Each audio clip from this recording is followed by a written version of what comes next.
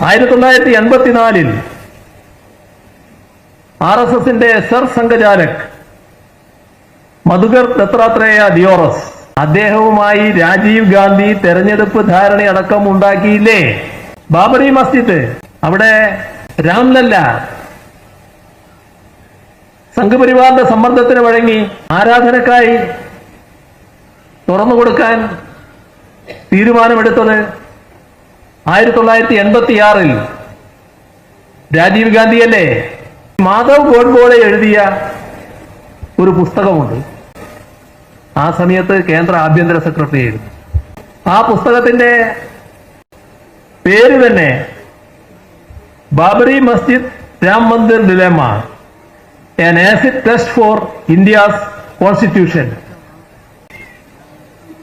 ഈ പുസ്തകത്തില് അദ്ദേഹം എഴുതുകയാണ്, രാജീവ് ഗാന്ധിയെ രണ്ടാം കർസേവകൻ എന്നാണ് അദ്ദേഹം വിശേഷിപ്പിച്ചത്.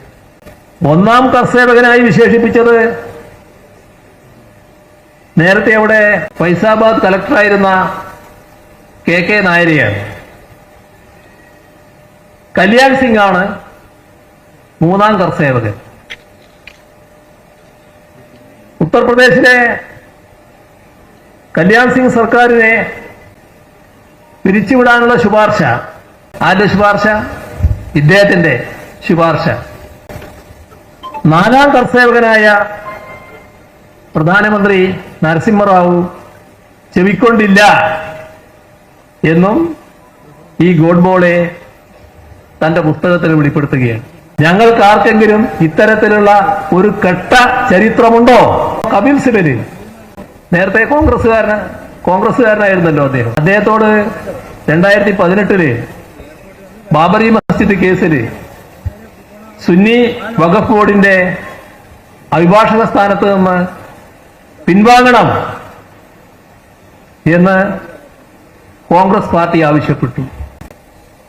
മാത്രമല്ല, ഭൂമി പൂജയുടെ അന്ന് മധ്യപ്രദേശിലാകെ ഹനുമാൻ ചാലിസ സംഘടിപ്പിച്ചു.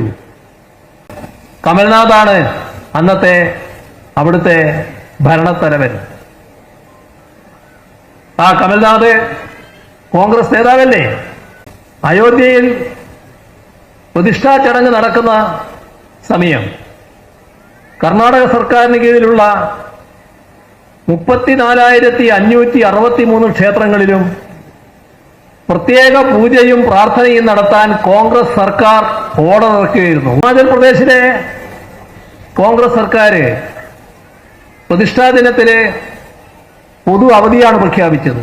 തെലങ്കാനയിലെ ഇപ്പോഴത്തെ കോൺഗ്രസ് മുഖ്യമന്ത്രി ആ കാലത്ത് ബാബറി മസ്ജിദ് തകർത്ത സമയത്ത് ABVPയുടെയും RSSന്റെയും നേതാവായിരുന്നു.